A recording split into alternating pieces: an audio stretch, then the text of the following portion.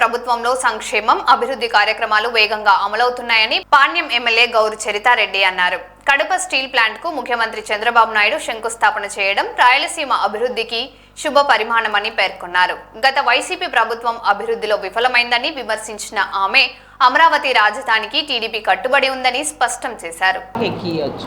కానీ ఈ టౌన్ లో ఈ రోజు ఉన్నోళ్ళు రేపు ఉండరు.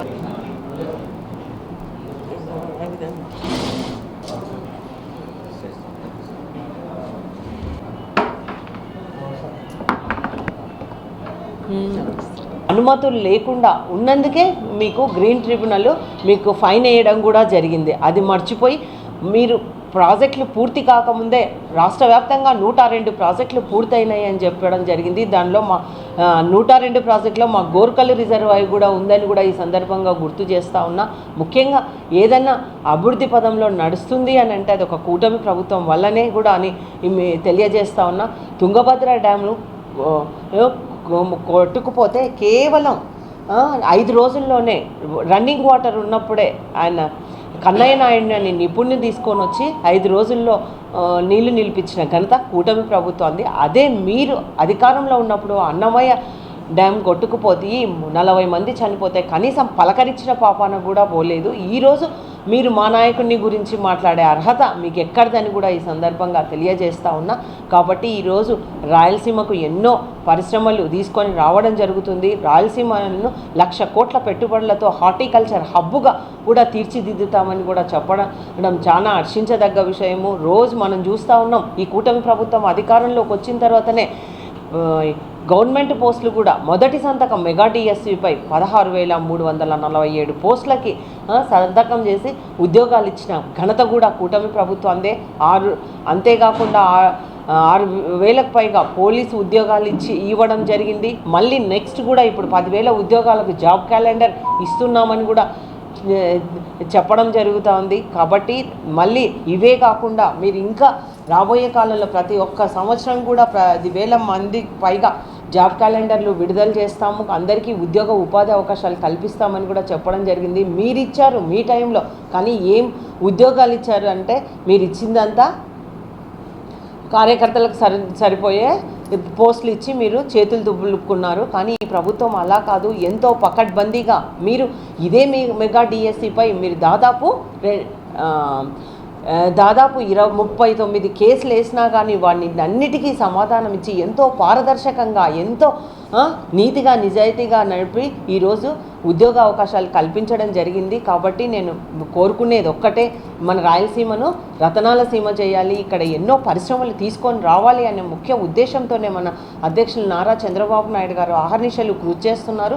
మీకు అందరికీ తెలుసు, ఇప్పుడు మనకి వైజాగ్లో గూగుల్ డేటా వచ్చిందన్న, అలాగే ఆర్సీ మిట్టల్ వచ్చిందన్న ప్రతి ఒక్కటి మన ఏపీకే రావడం జరుగుతుంది. ముఖ్యంగా మనకి ఫారిన్ ఫండ్స్ ఉంటాయి. ఆ ఫారిన్ ఫండ్స్లో కూడా ప్రపంచ దేశాలకు వచ్చే దానిలో మన 25% మన ఏపీకే వచ్చిందంటే చూడండి, మన నాయకులు మన ఈ ప్రభుత్వము ఎంత పరిశ్రమలు తీసుకొని వచ్చి ఈ చదువుకున్న యువతీ యువకులకు ఉద్యోగ అవకాశాలు కల్పించడానికి ఎంతగా కృషి చేస్తున్నారో దీన్ని బట్టే అర్థమవుతా ఉంది. కాబట్టి నేను యువతీ యువకులకు అంతా తెలియజేసేది కూడా ఒక్కటే, చివరగా మీరు స్కిల్ డెవలప్ చేసుకోండి. ఎందుకంటే ఈరోజు మేము కూడా ఇక్కడ మన ఓర్వకల్లులో ఇండస్ట్రియల్ హబ్బుగా మారుతూ ఉంది. కాబట్టి ఇక్కడ ప్రత్యేకంగా ఒక స్కిల్ డెవలప్మెంట్ సెంటర్ను ఏర్పాటు చేయమని చెప్పి కూడా ముఖ్యమంత్రి గారిని అలాగే నారా లోకేష్ బాబు గారిని కూడా కోరడం జరిగింది. మీకు స్కిల్ ఉన్నట్లయితే ఇంకా చాలా ఉద్యోగాలు రావడానికి కూడా అవకాశం ఉంది. అంతేకాకుండా ముఖ్యంగా మనకి అక్కడ ఐటీ ఉద్యోగాలు వస్తూ ఉన్నాయి వైజాగ్, ఇక్కడ మనకు తయారు చేసే కేంద్రాలు వస్తూ ఉన్నాయి. కాబట్టి మీ స్కిల్ పెంచుకోవాల్సిన అవసరం ఉంది.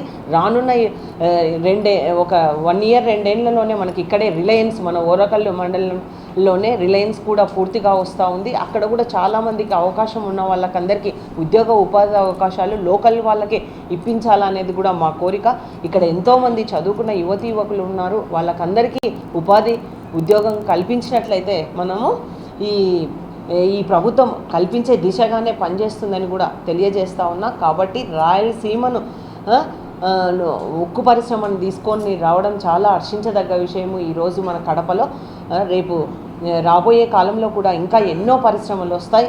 ఈ రాయలసీమ రూపురేఖలే మారిపోతూ ఉన్నాయని కూడా ఈ సందర్భంగా తెలియదు. అనుకూలమైన ప్రదేశము అమరావతి, నేను ఇక్కడ ఇల్లు కట్టుకున్నా, ఇక్కడనే ఉంటుంది అమరావతి అని చెప్పి 3 రాజధానులని 3 ముక్కలు ఆటాడి మళ్ళీ ఇప్పుడు కర్నూలు న్యాయ రాజధాని చేస్తా అని అది గాలికి వదిలేసి మళ్ళీ ఇప్పుడు అమరావతి అక్కడ రూపురేఖలే మారిపోతూ ఉన్నాయి. ఇప్పుడు అమరావతిని చూసి ఈ రాష్ట్రం చేసే అభివృద్ధిని చూసి ఓర్చుకోలేక ఒక పక్క పరిశ్రమలు, ఒక పక్క అమరావతి డెవలప్ అవుతూ ఉంది, ఒక పక్క రాష్ట్రం పరుగులు పెడతా ఉంది అభివృద్ధి సంక్షేమంలో, ఇవన్నీ ఓర్చుకోలేక ఏం చేయాలో అని వాళ్ళకు దిక్కుతోచని పరిస్థితుల్లో ఈరోజు మళ్ళీ మరి ఆయన ఎట్లా చెప్తా ఉన్నారో మావిగనని మళ్ళీ రేపు ఆయన పాట పాడుతూ ఉన్నాడు. దానికి ప్రజలే సరైన బుద్ధి చెప్తారు. నేను ఒకటే తెలియజేస్తూ ఉన్నా, మీరు ఆ రోజు అమరావతికి ఓకే అని చెప్పినందుకే మీకు 151 సీట్లు 2019లో మీకు కల్పించారు. మళ్ళీ మీ పాలన చూసి అది 11 సీట్లకు పంపించారు. ఇప్పుడు మళ్ళీ అమరావతి రైతులపైన, అక్కడ రైతులపై, అక్కడ మహిళలపై కూడా దాడి చేయడం చాలా ఇంకా ఘోరమైన చర్య అని కూడా ఈ సందర్భంగా తెలియజేస్తూ ఉన్నా. కాబట్టి రాష్ట్ర ప్రజలంతా గమనిస్తూ ఉన్నారు. అమరావతి రైతులు ఎస్పెషల్లీ సరైన టైంలో సరైన బుద్ధి చెప్తారు. మేము ఒకటే కోరుతా ఉన్నాం, కర్నూలుకి హైకోర్టు బెంచ్ కావాలని చెప్పి మా సీఎం గారు కూడా చెప్పడం జరిగింది. ఖచ్చితంగా కూటమి ప్రభుత్వంలోనే త్వరలోనే కర్నూలుకి కూడా హైకోర్టు బెంచ్ రాబోతూ ఉంది. వాళ్ళ లెక్క మాటకు పూటకో మాట ఆచరణకు సాధ్యం కానీ హామీలన్నీ ఇచ్చుకుంటా పోయి అప్పుడేమో ఓకే అని చెప్పి మళ్ళీ ఇప్పుడు నోటికి ఏదొస్తే అది అంటే ఆయన బెంగళూరులో కూర్చుంటే బెంగళూరునే రాజధాని అనే పరిస్థితి కూడా, ఆయన ఎక్కడ ఇల్లుంటే అక్కడ రాజధాని అనే పరిస్థితికి తీసుకొస్తూ ఉన్నారు. ఇది ప్రజలంతా గమనిస్తూ ఉన్నారు. ఇది అసలు ఎంత విజ్ఞాత లేకుండా మాట్లాడుతూ ఉన్నారో దీన్ని బట్టి అర్థమవుతూ ఉంది. త్వరలోనే ఖచ్చితంగా కర్నూలుకి న్యాయ రాజధాని రాబోతూ ఉంది. హైకోర్టు బెంచ్ తీసుకొస్తుంది.